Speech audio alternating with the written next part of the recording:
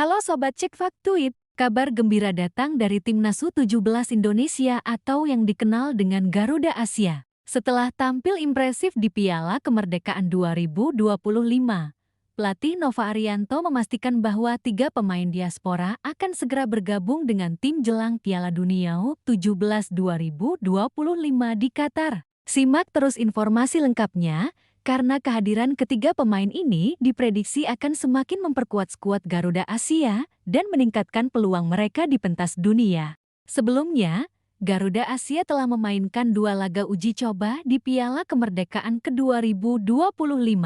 Indonesia berhasil menunjukkan performa yang menjanjikan. Dari 2 laga tersebut, hasil yang diraih adalah 1 kemenangan dan 1 seri. Anak asuh Nova Arianto menunjukkan kombinasi permainan yang solid, disiplin pertahanan yang rapat, dan serangan yang cukup variatif. Hasil ini menjadi bukti bahwa tim ini mampu bersaing dengan tim-tim Asia Tengah seperti Tajikistan dan Uzbekistan yang dikenal memiliki fisik dan disiplin permainan tinggi.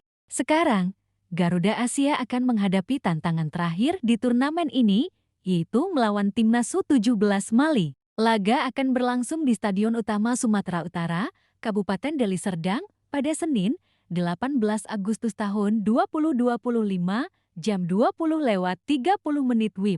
Mali dikenal dengan pemain-pemain muda yang cepat dan fisik yang kuat. Ini menjadi ujian tersendiri bagi lini pertahanan Indonesia. Namun, dengan kepercayaan diri tinggi setelah tidak terkalahkan, anak-anak Garuda Asia optimis bisa menutup turnamen ini dengan hasil positif.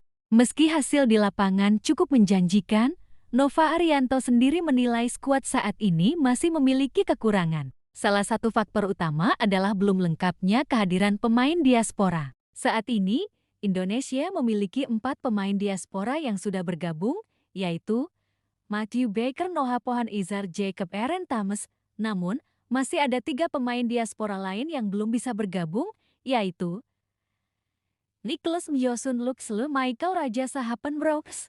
Lucas tidak bisa hadir karena alasan pendidikan, sementara Nicholas dan Mike terkendala izin klub. Nova menegaskan bahwa ketiganya nantinya pasti akan bergabung untuk memperkuat tim menjelang Piala Dunia U17 di Qatar pada November tahun 2025. Nova Arianto, pelatih berusia 45 tahun yang sebelumnya menjadi asisten timnas Indonesia, menekankan pentingnya kehadiran ketiga pemain diaspora ini. Ia berharap kehadiran mereka dapat memberikan dampak positif bagi performa tim. Untuk ke depan menuju Piala Dunia, pastinya skuad yang ada saat ini masih ada kekurangan, ujar Nova. Karena kita juga masih ada Lucas yang belum bergabung, termasuk Nicholas dan Mike yang belum bergabung. Nova menambahkan, dirinya juga masih membuka peluang untuk mencari pemain baru, baik dari lokal maupun diaspora. Namun, jika tidak menemukan yang sesuai, ia memastikan akan memaksimalkan sumber daya pemain yang ada, termasuk kehadiran Lucas, Michael, dan Nicholas. Tujuan utama semua persiapan ini tentu adalah Piala Dunia U17 2025 di Qatar. Dengan pemain lengkap, termasuk diaspora yang memiliki pengalaman internasional, Nova Arianto berharap timnya bisa lebih siap dan kompetitif. Hadirnya ketiga pemain diaspora ini juga diharapkan dapat meningkatkan kualitas skuad, memberi variasi taktik, dan memperkuat karakter bermain anak-anak Garuda Asia di pentas dunia. Dengan kombinasi pemain lokal dan diaspora, peluang Indonesia untuk menunjukkan prestasi di level global menjadi lebih besar. Kesimpulannya, meski Garuda Asia sudah tampil solid di Piala Kemerdekaan 2025, kehadiran 3 pemain diaspora menjadi faktor penting untuk memaksimalkan persiapan Piala Dunia U17 ke-2025. Sobat Cek Faktuit, tetap dukung Garuda Asia. Pantau terus channel kami untuk update terbaru, analisis performa pemain, dan kabar menarik lainnya seputar Timnas U17 Indonesia. Dengan persiapan matang dan pemain lengkap, kita semua berharap Garuda Asia bisa mengharumkan nama Indonesia di pentas dunia. Untuk memahami pentingnya persiapan menuju Piala Dunia U17 2025, mari kita kilas balik perjalanan Timnas U17 Indonesia. Sejak era 1970-an, Indonesia sudah mulai mengirimkan tim junior ke turnamen internasional. Namun, pencapaian terbaik baru muncul dalam beberapa tahun terakhir, terutama setelah pembinaan usia muda semakin fokus. Indonesia pernah menjadi tuan rumah Piala AFF U16 dan U17 yang selalu menjadi ajang uji coba penting bagi calon pemain nasional. Prestasi tim U17 Indonesia menunjukkan tren positif. Meski belum menembus babak final Piala Dunia U17, beberapa pemain muda yang menonjol berhasil menembus klub profesional di dalam dan luar negeri. Hal ini menegaskan pentingnya penggabungan pemain lokal dan diaspora untuk memperkuat kualitas skuad. Di era modern sepak bola, pemain diaspora memiliki peran strategis. Mereka membawa pengalaman dari klub-klub Eropa atau liga profesional lainnya yang bisa memberikan dimensi baru dalam tim. Untuk Timnas U17 Indonesia, kehadiran pemain seperti Matthew Baker, Noah Pohan, Izar Jacob, dan Aaron Thomas menjadi penting. Mereka bukan hanya menambah kualitas teknis, tapi juga memberi perspektif internasional dalam cara bermain, disiplin, dan pola pikir pertandingan. Selain itu, 3 pemain diaspora yang akan segera bergabung Nicholas Mjosun,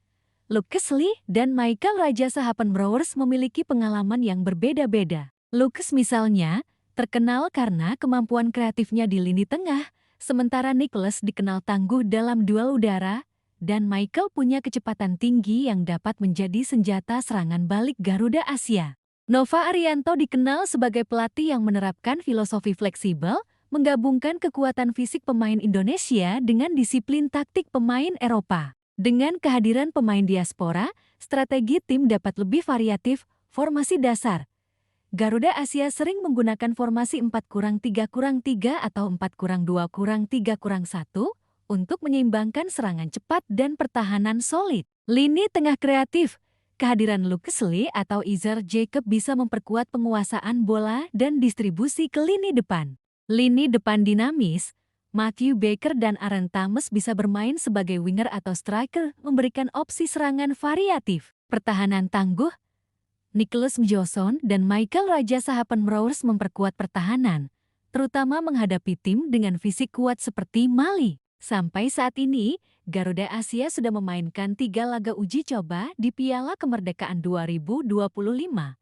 vs Tajikistan, seri 1-1 vs Uzbekistan, menang 2-0 vs Mali, pertandingan terakhir menunggu hasil.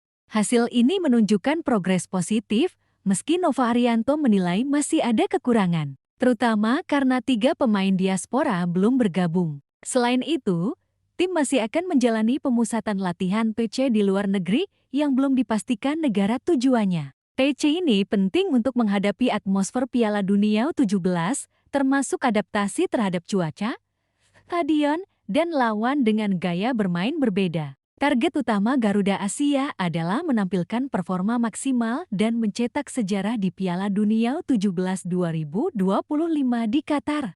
Peningkatan kualitas, kehadiran pemain diaspora dan penggabungan pemain lokal diharapkan menciptakan tim yang seimbang. Pengalaman internasional. Melalui TC di luar negeri, pemain belajar menghadapi tekanan dan tempo permainan tinggi. Mental juara. Nova Arianto menekankan pentingnya karakter juara, disiplin, dan kerjasama tim.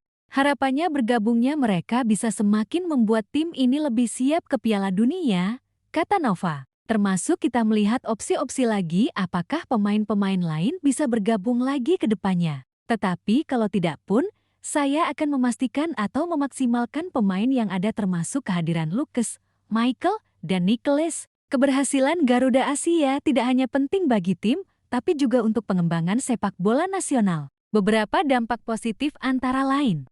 Inspirasi bagi pemain muda, menunjukkan bahwa pemain lokal dan diaspora bisa bersaing di level internasional. Peningkatan kualitas pembinaan, membuka peluang untuk kerja sama klub lokal dan internasional. Peningkatan reputasi Indonesia, menempatkan Indonesia sebagai negara yang serius dalam pengembangan usia muda.